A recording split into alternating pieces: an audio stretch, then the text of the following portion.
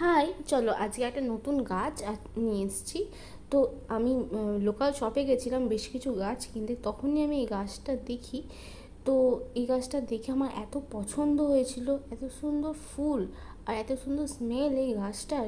কিন্তু গাছটা আমার সেদিন আনা হয়নি, আমি অনেকগুলো গাছ নিয়েছিলাম, একসাথে অত গাছ আনা সম্ভব হয়নি।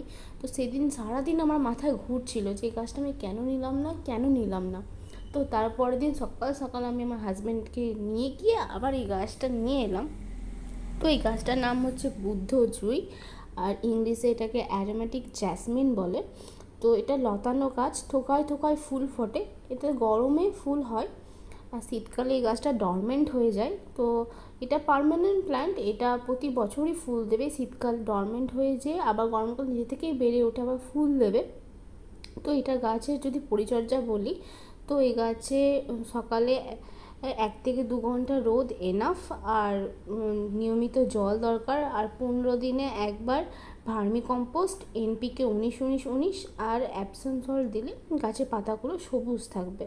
তো এইটুকুই পরিচর্যা, এমন আহামরি কিছু পরিচর্যা নয়, কিন্তু গাছের স্মেলটা না দারুণ। চলো আজকের জন্য এইটুকুই, টাটা।